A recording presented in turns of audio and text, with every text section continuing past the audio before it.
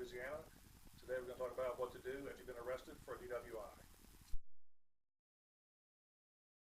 Well, first you've been cited and served, and you've been given paperwork regarding your driving privileges.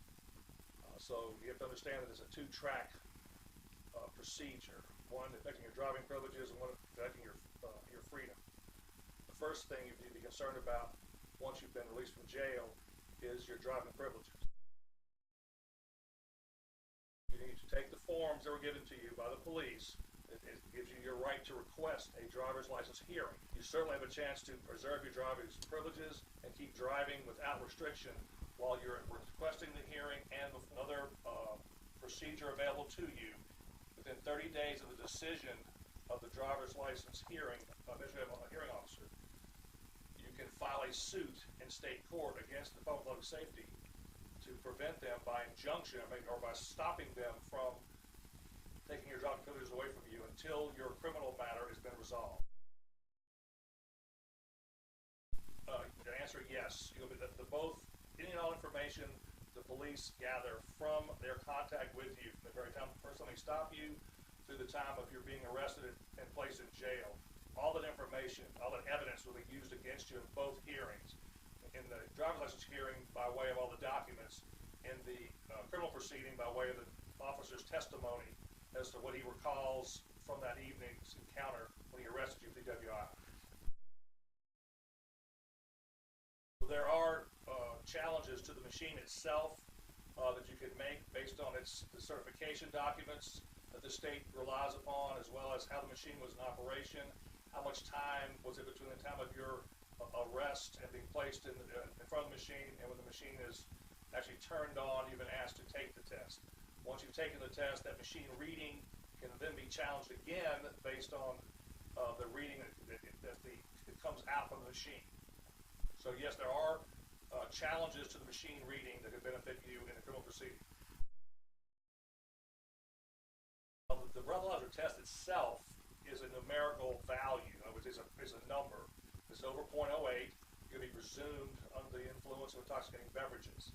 So that number is very important for both the driver's license hearing as well as the criminal proceeding. If you refuse to take the test, then there is no number that they can reference that you're above a certain, in this case, 0.08.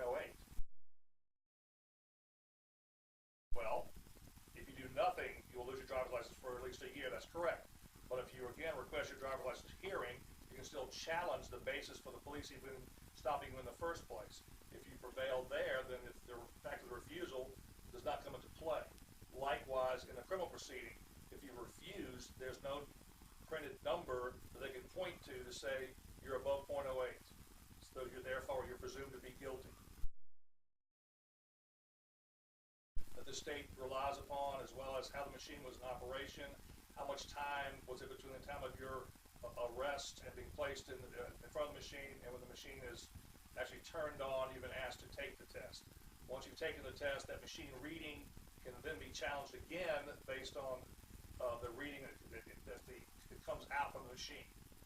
So yes, there are challenges to the machine reading that could benefit you in a criminal proceeding. Well, if the city police stops you, better city police that is, there'll be a date on your ticket to go to city court to be arraigned.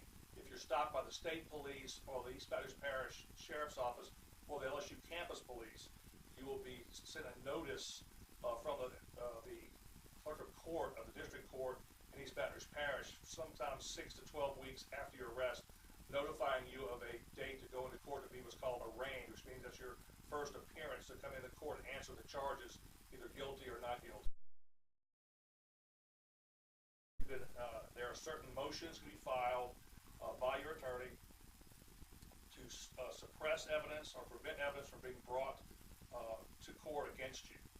Those motions are motions to suppress, also a motion to produce the offense report, gives you a chance to review and examine all the evidence that the government's going to use against you in your case. So certainly your right to stand not guilty is paramount. You can go to court, plead not guilty, and then bring motions through your attorney to challenge the state's case.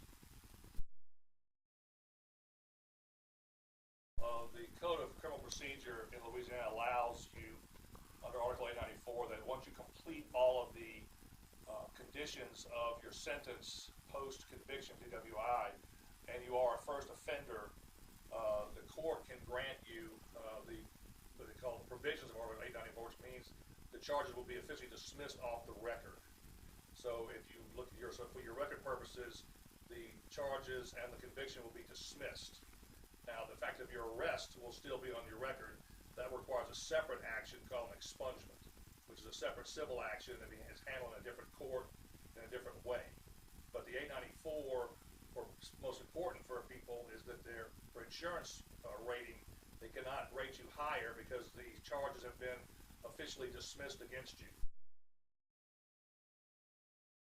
Well, if you get an 894, the charges have been dismissed against you, so you can certainly say that you've not been convicted. Most job applications ask about arrests and convictions. So you would, unless and until you got an expungement, you would have to answer that you've been arrested for DWI, but that the charges were dismissed. That would be the official record. It would show an arrest date, a charge date, and then that the charges were dismissed against you. So for public record purposes, you were charged with an offense, but you were also granted relief in having those charges dismissed against you. Well, how it affects you is the DWI statute has what's called a 10-year window, which means 10 years before the time you were arrested for this current charge, they can go back to see if you have any other prior convictions. If it's over 10 years, they don't count.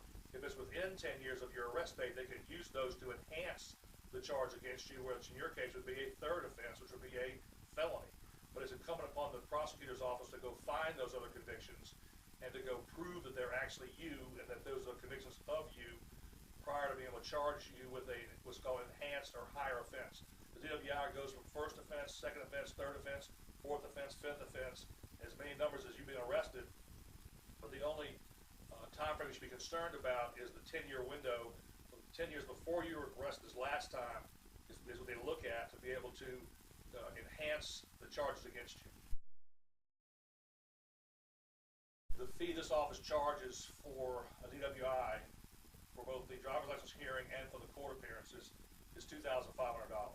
That's a flat fee payable in advance, which entitles you to my services for the driver's license hearing, through the hearing and filing the civil suit to adjoin the Department of Public Safety from taking your driving privileges, although you will have to post the costs of approximately $600 to file that suit.